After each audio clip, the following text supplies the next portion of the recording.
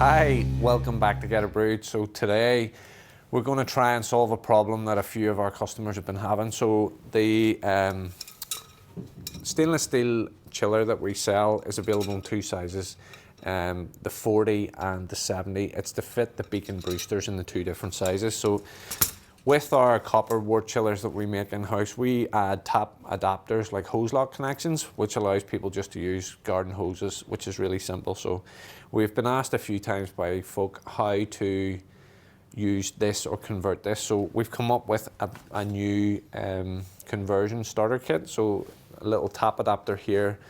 The tap adapter, it's got a nice little rubber seal in it here. So on your kitchen tap, you can screw out the fitting and this just pops in.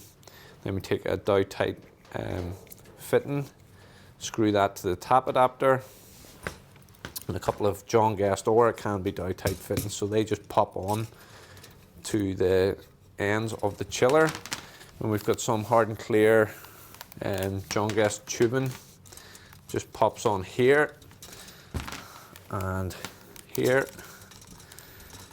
And then we take the water in feed.